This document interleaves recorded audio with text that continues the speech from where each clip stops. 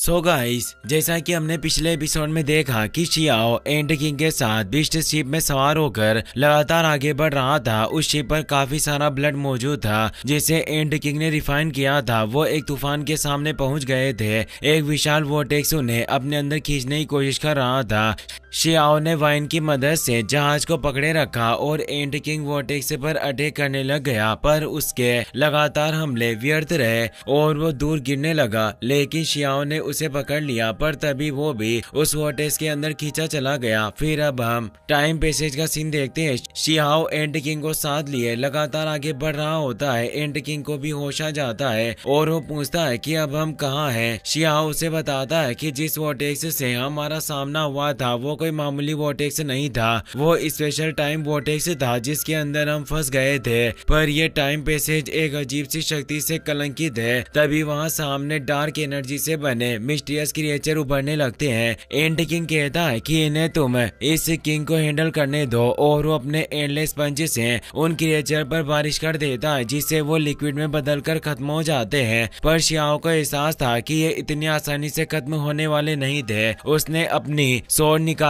और बचे हुए लिक्विड क्रिएचर पर भी हमला किया और उन्हें बिखेर दिया, पर वो करप्शन लिक्विड से बने होने की वजह से खत्म नहीं हो रहे थे और वापस अपने रियल शेप में आ जाते थे। शियाओ समझ जाता है कि ये ना ही मर सकते हैं और ना ही इन्हें डिस्ट्रॉय किया जा सकता है। एंड किंग वापस उन क्रिएचर पर हमला करता है और उन्हें एक एक करके खत्म करने लगता है। शियाओ भी अपनी स्वॉर्ड से उन्हें खत्म कर रहा था, पर वो फिर भी खत्म नहीं हो रहे थे। वो अपनी डिवाइन आई से देखता है कि इस पैसेज में काफी दूर तक डार्क लीडर मौजूद है जो उन सभी ब्लड क्रिएचर को कंट्रोल कर रहा था। शियाओ सोचता है कि मुझे इन क्रिएचर के सोर्स को ही मिटाना होगा और वो तेजी से आगे बढ़ता है। एक जायंट हैंड पीछे से शियाओ को पकड़ने की कोशिश करता है, पर एंड किंग जल्दी से शियाओ के पीछे जाता है और उस हैंड को खत्म कर देता है। शियाओ मुस्कुरा देता है क्योंकि अब एंड किंग उसे एक दोस्त की तरह मारने लग गया था। एंड किंग शियाओ के कंधे पर आ जाता है। शियाओ उसे मदद के लिए थैंक्स कहता है, पर एंड किंग कहता है कि तुम ज्यादा बात मत करो, ये राजा बस किसी का एहसान नहीं रखता, इसीलिए मैंने तुम्हारी मदद के बदले तुम्हारी मदद की, इसीलिए अब मामला ड्रॉ हो चुका है। शियाओ तेजी से आगे बढ़ता है और उस डार्क पोल्यूशन के सोर्स के सामने पहुंच जाता है।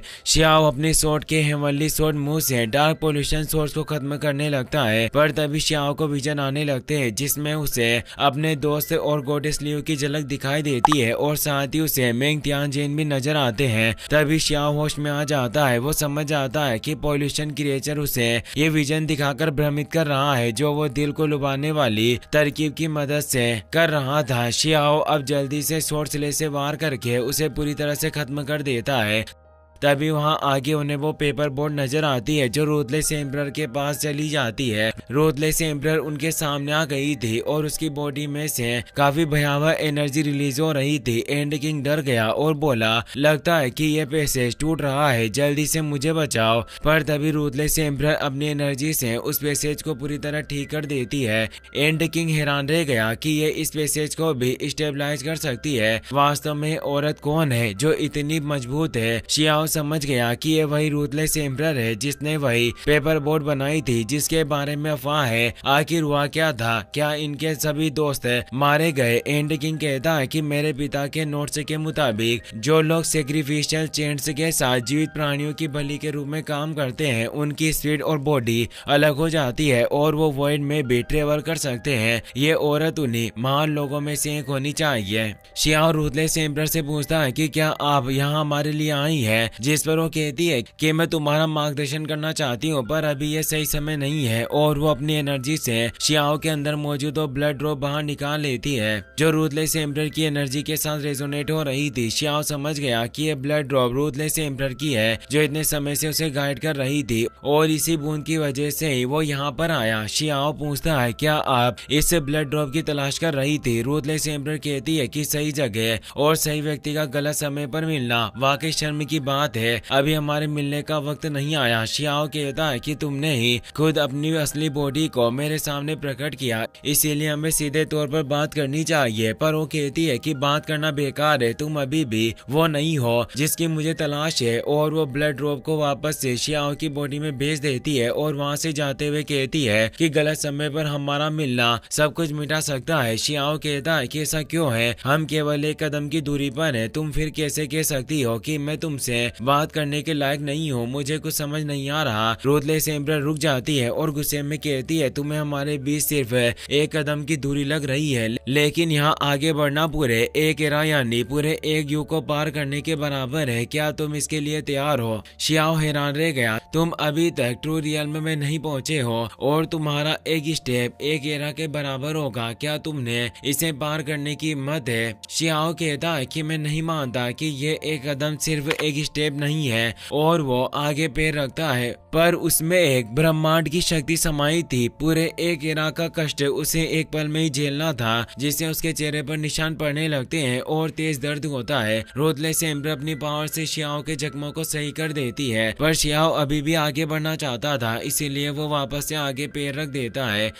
उसे कुछ विजन आते हैं जिसमें वो मेंग तियानजिन और पूरे रियल्म को बर्बाद होते हुए देखता है और खुद का अंत भी उसे नजर आता है। शियाओ परेशान हो गया, क्या यही फ्यूचर होने वाला है? पर ऐसा मैं नहीं होने दूंगा, मैं ये सब कुछ बदल दूंगा। और वो जोर से अपना पैर आगे बढ़ाता है, जिससे वहाँ क्रैक के साथ वो जगह टूट जाती है। और जब वो अपनी आंखें खोलता है तो बिस्ट शिप पर होता है। उसकी बॉडी कमजोर पड़ गई थी, उसे कुछ समझ नहीं आता कि अभी मैंने जो देखा वो क्या था। एंड किंग को भी करा रहे थे, वो कहता है कि मैंने भी उस टेरिफाइंग मॉडल को देखा, वो गलत समय के बारे में कह रही थी पर कुछ समझ नहीं आया। शियाओ कहता है कि मुझे भी याद है वो सफेद कपड़ों वाली औरत और उसकी वो ब्लड ड्रॉप, वो सब काफी इम्पोर्टेंट है। एंड किंग गुस्से में कहता है कि उस औरत ने मुझे कमजोर कहा, पर ऐसा कुछ भी नहीं है जिसे मैं एक झटके में नष्ट न कर सकूं। शियाओ कहता है कि तुम्हारा कॉन्फिडेंस कमाल का है, लेकिन तुम मुझे क्यों मुक्का मार रहे हो? और वो समझ आता है कि मुझे अभी भी काफी स्ट्रॉन्ग बनना है, जिससे ही मैं हर किसी परेशानी से पार निकल सकता हूँ। और अब वो नॉर्थ सी स्टोन फॉरेस्ट में पहुंच गए थे। एंड किंग कहता है कि मैं अपने पिता से भी आगे निकलना चाहता हूँ और दुनिया का सबसे स्ट्रॉन्गेस्ट हेवनली हॉर्न्ड एंड बनना चाहता हूँ। शियाओ भी सोचता है कि मैं भी उस इंडेस्ट्रक्टेबल इमोर्टल सूत्र को प्राप्त करना चाहता हूँ, और वो तेजी से आगे बढ़ गया और अब वो इंडेस्ट्रक्टेबल पीक माउंटेन के पास पहुंच गए थे। और शियाओ को उस इंडेस्ट्रक्टेबल पीक के ऊपर पहुंचना था। उसे याद था कि हेवनली हॉर्न्ड एंड एल्डर ने कहा था कि इस इंडेस्ट्रक्टेबल पीक पर कई सारे हिडन ट्रांससेंडेंट पीक छिपे हुए हैं, और सबसे टॉप पर पहुंचने के बाद ही वो विरासत यानी इंडेस्ट्रक्टेबल इमोर्टल सूत्र मिल सकता है, यानी उसे कई सारे खतरों से पार होकर ऊपर पहुंचना होगा। एक दिन बाद का सीन दिखाया जाता है। शियाओ लगातार उन माउंटेन पीक्स को पार करते हुए आगे बढ़ रहा होता है। इस जगह पर और भी कई सारे पेटिशनर मौजूद होते हैं जो ये सब देख रहे थे, और उन्हें विश्वास नहीं हो रहा था कि इस दुनिया में ऐसे भी लोग हैं जिन्होंने ट्रांससेंडेंट पीक को पार कर लिया। क्या ये लड़का वास्तव में जिंदा नहीं रहना चाहता? जो लगातार आगे बढ़ता जा रहा है, तभी एक आदमी ईरानी से कहता है कि वो 8 पीक पर पहुंच गया। इस आदमी ने एक दिन में ही 8 उत्कृष्ट चोटियों को पार कर लिया है, ये वाकई इम्पॉसिबल है। एक लड़की भी कहती है कि यह लड़का वास्तव में असंभव को संभव कर रहा है, और अब ये गोल्डन क्रो पीक की तरफ बढ़ रहा है। वहाँ पीक पर एक एल्डर भी मौजूद थे जो ये सब देख रहे थे। उस गोल्डन क्रो पीक पर शियाओ को हेल फायर से गुजरना था। वो अपनी यूनिवर्स टेक्निक का इस्तेमाल कर रहा था, पर एंड किंग इस आग से काफी डर रहा था। शियाओ पर लगातार उस आग के हमले हो रहे थे, पर वो उनसे बचते हुए उन फायर बॉल्स को किक मार रहा था। शियाओ सोचता है कि इस फायर को रिफाइन करना मुश्किल है, इसीलिए अब मुझे अपने तरीके बदलने होंगे, और उस फायर को पूरी तरह नष्ट कर देता है। सभी हैरान होते हैं कि इस लड़के ने गोल्डन क्रो पीक को भी पार कर लिया, वास्तव में कौन होगा? तभी एक आदमी कहता है कि जरूर हुआंग ही होना चाहिए, क्योंकि इस दुनिया में सिर्फ एक ही है जो इसे कारनामे कर सकता है, और इसने पर्पल सन को भी हरा दिया था। वहीं शियाओ अब मेडिटेट करते हुए अगले पीक पर जाने की तैयारी में था। तभी उसके पास वो एल्डर आते हैं और कहते हैं कि तुमने एक दिन में 9 चोटियों को पार कर लिया, तुम वास्तव में एक जीनियस हो, पर क्या आखिर तुम उस फॉरबिडन लैंड का असली चेहरा देखने के लायक हो जिसे आज तक कोई देख नहीं पाया? शियाओ कहता है कि आप किस फॉरबिडन लैंड की बात कर रहे हैं। तभी वो एल्डर ऊपर की तरफ इशारा करते हैं जहाँ एक गोल्डन एनर्जी से चमकती हुई दुनिया थी जिसके पास अभी तक लाखों सालों से कोई भी इंसान नहीं जा पाया था। शियाओ समझ जाता है कि वही इंडेस्ट्रक्टेबल इमोर्टल सूत्र मौजूद होगा। इसी के साथ ये एपिसोड यही खत्म हो जाता है। वीडियो पसंद आया हो तो अपने दोस्तों के साथ शेयर करना, साथ इस वीडियो को लाइक और चैनल को सब्सक्राइब करने के लिए आपका तहे दिल से शुक्रिया। Thanks for watching.